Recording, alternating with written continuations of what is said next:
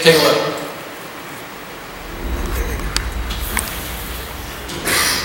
Race 1 of the Shepperton Dogs is usually a straightforward affair.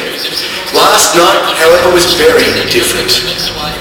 As the field approached the final bend, a local bunny, startled by the lights and the noise, popped onto the track and then made for a hasty exit. Outsider, Ginny Lou, who was in third place at the time, set off after the real live bunny. Stewards reviewing the race footage declared the event a no race, and the $32,000 wagered on the race was returned to grateful punters. Paul Burston, Herald Sun Online.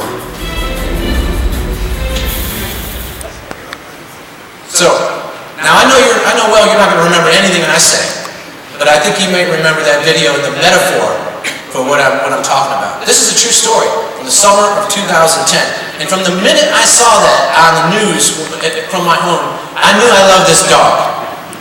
I think it's a fantastic story. Like many of us, think about this, like many of us, all her life, this dog has been trained to chase the rabbit.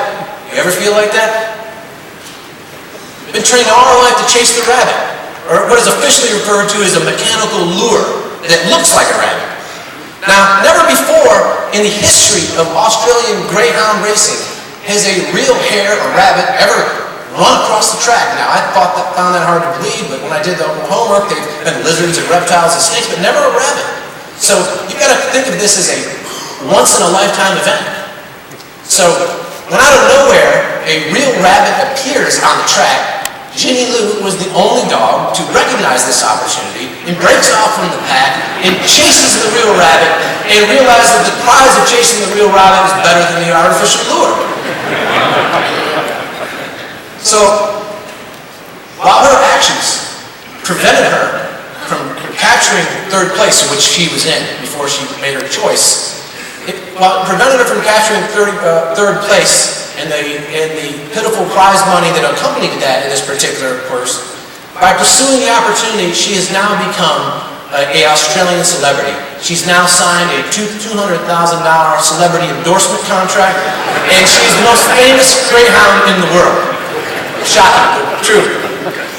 Now think of this in the context of all of our business lives.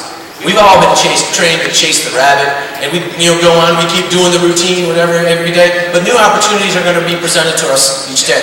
So I ask you, when have you or your organization been adroit or improvised or broke from the pack or taken risk that you knew might not pay immediately, but you thought was in the right interest?